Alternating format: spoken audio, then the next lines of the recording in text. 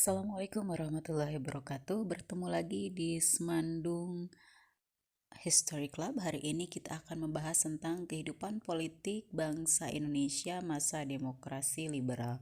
Namun, pada pembahasan kali ini kita hanya akan membahas tentang pergantian kabinet pada masa demokrasi liberal. Baik, kita langsung bahas ya. Demokrasi liberal di Indonesia itu terjadi tahun 1950 sampai 1959. Karakteristik utamanya adalah munculnya banyak partai karena memang sistem kepartaian pada saat itu adalah multipartai. Ada beberapa partai besar yang muncul, antara lain ada Masyumi, kemudian ada Nahdlatul Ulama, ada Partai Nasional Indonesia, dan juga ada Partai Komunis Indonesia. Berikutnya sistem pemerintahannya itu parlementer. Apa maksudnya? Ada beberapa ciri nih. Yang pertama, kepala pemerintahannya itu Perdana Menteri. Presiden ada tidak? Ada, tetapi dia hanya sebagai simbol kepala negara. Kemudian kabinet dipimpin oleh Perdana Menteri yang bertanggung jawab kepada parlemen. Nanti kita bisa lihat bahwa nama-nama kabinetnya ini diambil dari nama Perdana Menterinya biasanya. Kemudian masa jabatan kabinet itu tidak diatur. Nah, Perdana Menteri ini bisa kapanpun dijatuhkan. Alasannya biasanya karena mosi tidak percaya atas kinerja dan kebijakan-kebijakan dari kabinet tersebut.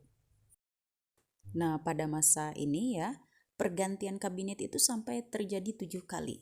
Pertama ada kabinet Nasir, Sukiman, Wilopo, Ali Sastro Amijoyo pertama, kemudian Burhanuddin Harahap, Ali Sastro Amijoyo kedua, kemudian kabinet Juanda. Nah, untuk mempermudah ini Ibu buatkan singkatannya. Ibu harap dengan singkatan ini Anda bisa nanti ketika harus menyebutkan pun tetap nyusun gitu ya.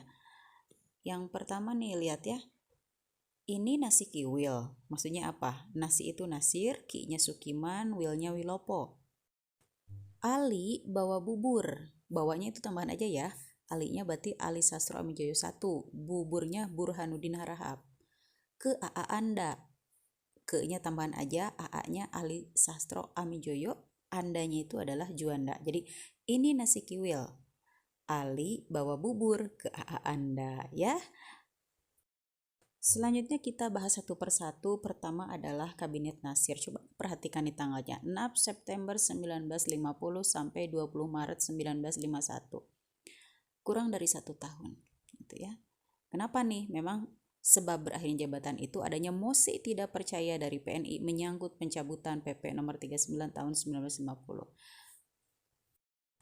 Nah, pada Kabinet Nasir ini dianggap memiliki prestasi yang luar biasa. Apa? Indonesia berhasil masuk menjadi anggota PBB, Perserikatan Bangsa-Bangsa. Ini adalah organisasi perdamaian dunia. Untuk masuk organisasi ini tentu saja tidak mudah. Nanti ketika Anda membahas secara umum, apa salah satu syaratnya? Ya minimal ada 3 yang sudah terpenuhi. Pertama itu sudah merdeka. Kedua cinta damai. Dan yang ketiga mau tunduk atas aturan-aturan yang ada di PBB. Selanjutnya Kabinet Sukiman 27 April 1951 sampai 3 April 1952. Kurang lebih 1 tahun. Apa sebab berakhirnya jabatan dari Sukiman?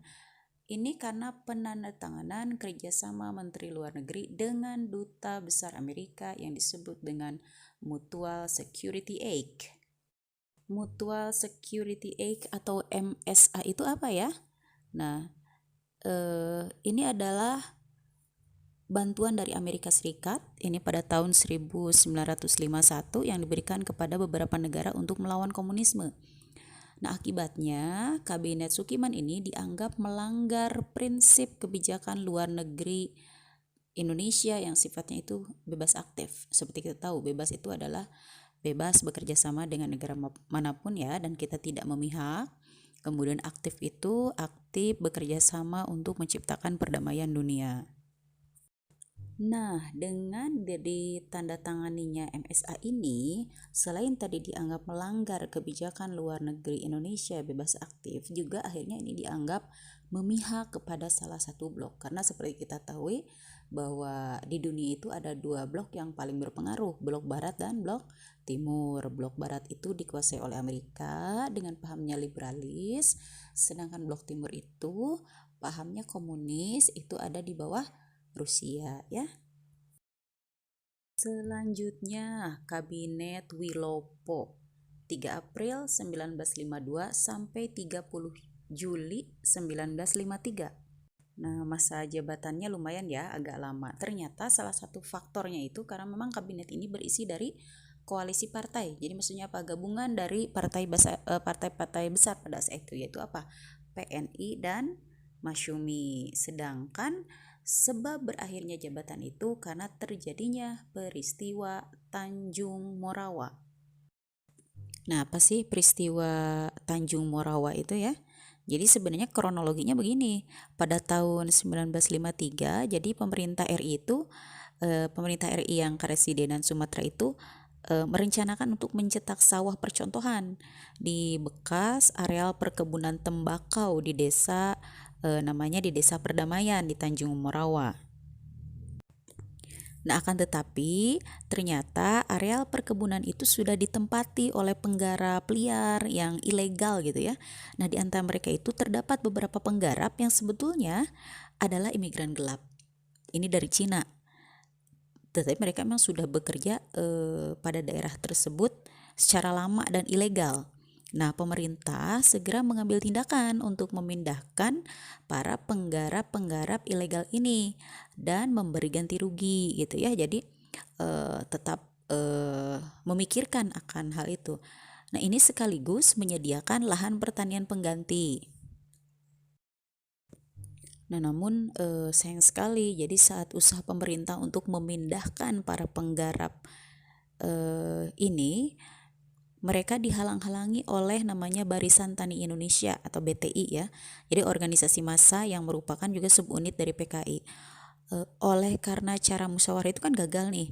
Maka tanggal 16 Maret 1953 pemerintah terpaksa mentraktor areal tersebut dengan dikawal oleh pasukan polisi. Nah, untuk menggagalkan usaha pentraktoran ini, BTI itu mengerahkan massa yang sudah mereka pengaruhi habis-habisan nih dari berbagai tempat di sekitar Tanjung Morawa. Apa akibatnya ya? Mereka bertindak brutal gitu ya. Polisi melepaskan tembakan peringatan, tetapi tidak dihiraukan. Bahkan mereka berusaha untuk merebut senjata polisi. Akhirnya kan suasana jadi kacau gitu ya, bahkan jatuh korban yang luka-luka, bahkan sampai ada yang meninggal. Nah, peristiwa ini dianggap apa ya? Sebuah kegagalan lah bagi kabinet Wilopo gitu. Dan akhirnya muncul mosi tidak percaya. Ya udah, jatuh kabinet Wilopo. Berikutnya, Kabinet Ali Sastro Amijoyo ke-1, 1 Agustus 1953 sampai 24 Juli 1955. Wah, ini lumayan ya, lebih lama dari sebelumnya. Nah, kenapa dia sampai berakhir masa jabatannya ini? Memang ada masalah di TNI Angkatan Darat. Nanti bisa Anda cari sendiri ya informasinya. Yang terpenting adalah prestasinya. Pada masa kabinet ini bisa melaksanakan konferensi Asia Afrika di Bandung pada tahun 1955. Ya jangan dianggap seperti sekarang ya, kalau sekarang kan transportasi mudah, apa-apa mudah, tapi di tengah keterbatasan Indonesia bisa mengundang berbagai negara dari Asia Afrika. Ini kan merupakan sebuah prestasi. Kemudian juga membentuk panitia pemilu dan membatalkan hutang Indonesia Belanda. Selanjutnya, Kabinet Burhanuddin Harahap 12 Agustus 1955 sampai 24 Maret 1956. Apa nih prestasinya? Yang pertama, menyelesaikan konflik TNI Angkatan Darat yang sebelumnya memang terjadi kan ya pada kabinet sebelumnya dan itu belum selesai. Dan ini yang terpenting, menyelenggarakan pemilu pertama Indonesia. Nah, Fungsi pemilu di pemilu pertama ini adalah memilih anggota DPR dan Dewan Konstituante yang nanti dia punya tugas untuk menyusun undang-undang dasar yang baru gitu ya. Sedangkan sebab berakhirnya jabatan itu karena memang tugasnya sudah selesai. Selanjutnya, Ali Sastro Amijoyo kedua. Nah, ini pada tanggal 24 Maret 1956 sampai 14 Maret 1957. Nah, isi dari kabinet Ali Sastro kedua ini adalah koalisi dengan Partai PNI, Masyumi, dan NU. Seperti biasa, akhirnya memang banyak hal yang terjadi menyebabkan masa jabatannya itu selesai. Kenapa? Antara lain tidak tegas dalam menghadapi gerakan separatis, kemudian NU dan Masyumi keluar ya dari kabinet, kemudian adanya keretakan dalam kabinet. Terakhir, kabinet Juanda. Ini sering disebut juga dengan kabinet ekstra parlementer atau kabinet karya. Isinya memang luar biasa, isinya adalah para ahli, dan salah satu hal yang luar biasa yang bisa dikatakan berani sekali gitu ya, berhasil membawa kasus tentang batas wilayah Indonesia, dan prestasinya adalah penetapan batas laut teritorial Indonesia yang disebut dengan Deklarasi Juanda. Sedangkan masalah yang muncul itu adanya peristiwa percobaan pembunuhan terhadap Presiden Soekarno di Cikini tahun 1957. Baik, selanjutnya kita coba bahas dulu nih sedikit tentang Deklarasi Juanda.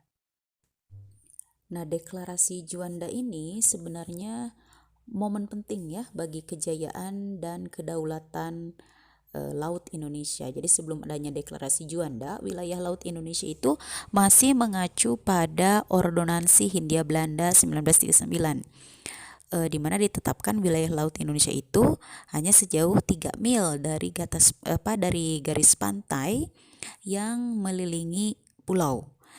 Nah, akhirnya dengan aturan ini kapal-kapal asing itu bebas berlayar di Laut Jawa, di Laut Banda, Laut Makassar gitu ya, yang berada di dalam wilayah Republik Indonesia.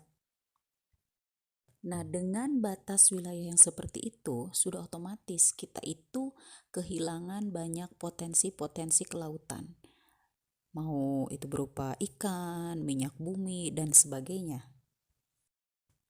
Akhirnya, berdasarkan Deklarasi Juanda ini, ditetapkanlah pertama batas laut teritorial itu 12 mil ke arah laut lepas gitu ya. Kemudian batas zona bersebelahan itu 24 mil. Kemudian ZEE atau zona ekonomi eksklusif itu adalah 200 mil. Dan batas landas benua lebih dari 200 mil ya. Patut kita bersyukur dan berterima kasih tentunya kepada Kabinet Juanda, karena dengan adanya hal ini wilayah kelautan Indonesia menjadi sangat luas dan bangsa Indonesia bisa mengeksplorasi sumber daya alam kelautan terutama, dan bisa dimanfaatkan untuk kepentingan masyarakat Indonesia. Ini adalah perbedaan sebelum dan setelah Deklarasi Juanda. Terlihat beda sekali ya.